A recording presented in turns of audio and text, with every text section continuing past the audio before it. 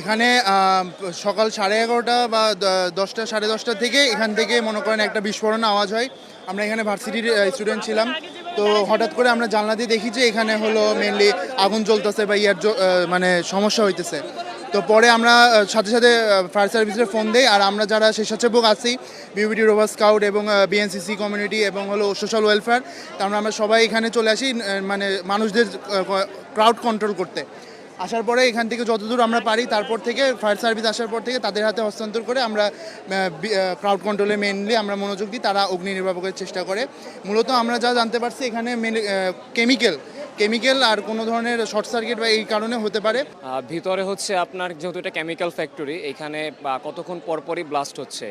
আপনার এটা সাংবাদিক কর্মী এবং আমরা সাধারণ যারা আছি সবার নিরাপত্তার জন্যই আমরা ওখান থেকে সরে আসার জন্য বলা হচ্ছে, এবং ভিতরে কি হচ্ছে ইনফরমেশন সব কিছুই আপনাদের কিন্তু এখানে দেয়া হচ্ছে। এখন পর্যন্ত এরকম গুরুতরভাবে কেউ আহত হয় নাই। গ্যাসের কারণে অনেকে অজ্ঞান হয়ে গেছে, তাদেরকে নিরাপদে বের করে নিয়ে আসা হয়েছে। আর এছাড়া দুপুরের পরে মানে সকালের পরই আর কি আগুনটা লেগেছে, তারপর থেকেই উদ্ধার কাজে সবাই নিয়োজিত আছে। এইটার বিষয়গুলো নিয়ে দেখার জন্য সরজমিন উপস্থিত হয়েছে এবং আমাদের দলের পক্ষ থেকে, বাংলাদেশ জাতীয়তাবাদী দলের পক্ষ থেকে, এবং আমি আমাদের এই দুর্ঘটনাটি আমাদের মাননীয় ভারপ্রাপ্ত চেয়ারম্যান জনাব তারেক রহমানকে অবগত করেছি এবং তিনি তাৎক্ষণিকভাবে নির্দেশনা দিয়েছেন যে সরজমিনে গিয়ে এটার পরিস্থিতি কি রয়েছে সেটা তাকে জানানোর জন্য। সো আমরা এখন পর্যন্ত যা কথা বললাম, এখানে বাংলাদেশ সেনাবাহিনী, আমাদের পুলিশ ভাইরা রয়েছেন, আমাদের স্বেচ্ছাসেবক অনেকেই রয়েছেন। তারা যেটি বললেন যে এখন পর্যন্ত আল্লাহর রহমতে কোনো হতাহতর কোনো ঘটনা ঘটেনি, বাট বেশ কয়েকজন হয়তো বা আহত হয়েছেন। বাট যেহেতু এটি একটি কেমিক্যাল ফ্যাক্টরি এবং বারবার বিস্ফোরণ হচ্ছিল এবং আশেপাশ থেকে যারা কর্মরত ছিলেন বা যারা আশেপাশে যে বিল্ডিংয়ে যারা বাসায় অবস্থান করছিলেন সবাইকে নিরাপদ স্থানে সরিয়ে নেওয়া হয়েছে।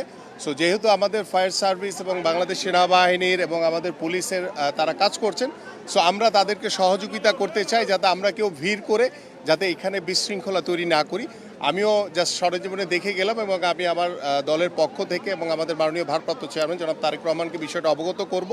তো আমরা আশা করি যাতে আল্লাহ রহমতে যে সুস্থভাবে যাতে যারাই আহত হয়েছেন তাদের দ্রুত সুস্থতা প্রত্যাশা করি, যে আল্লাহ যাতে তাদেরকে দ্রুত সুস্থতা দান করেন, এবং পাশাপাশি আমাদের যেই ক্ষতিটা হয়ে গেছে সেটা আমরা পরবর্তীতে এই যে মালিক পক্ষ বা যারাই রয়েছে কর্তৃপক্ষ তাদের সাথে কথা বলে এটার কী বিষয় রয়েছে সেগুলি আমরা পরবর্তীতে যাচাই বাছাই করে সেটার বিষয়ে আমরা ইনশাল্লাহ পদক্ষেপ নিব, যাতে জনবান্ধব, যাতে নিরাপদ একটি আবাসস্থল হয় সে বিষয়ে কিন্তু আমরা সবসময় কথা বলি। এবং আমি আশা করব যে এই ধরনের একটি দুর্ঘটনা আমাদেরকে সবসময় সামনে একটি প্রশ্ন নিয়ে আসে যে এই ধরনের আবাসিক এলাকায় আসলে কেমিক্যাল ফ্যাক্টরি কতটুকু যৌক্তিক। আমি আপনাদের সাথে একমত যে আমরা এই ধরনের কোনো আবাসিক এলাকায় কখনো এই ধরনের কোনো কেমিক্যাল ফ্যাক্টরি দেখতে চাই না।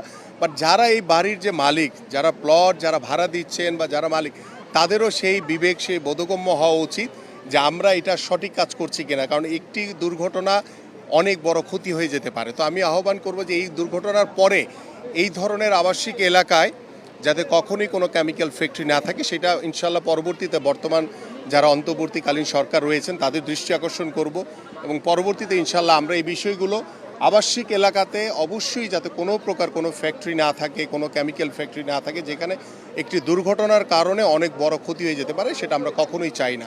সো এই বিষয়টা নিয়ে আমার মনে হয় যে আজকের এই দুর্ঘটনার পরে আমরা এটি নিয়ে কর্তৃপক্ষ যারা রয়েছে, আমাদের সরকারি যারা সংস্থা রয়েছে তাদের সাথে আলাপ আলোচনা করে এই ধরনের কেমিক্যাল যে ফ্যাক্টরি বা বিভিন্ন ফ্যাক্টরি রয়েছে যেসব আবাসিক এলাকায় সেগুলো আমরা সরিয়ে নেওয়ার জন্য তাদেরকে আহ্বান করব।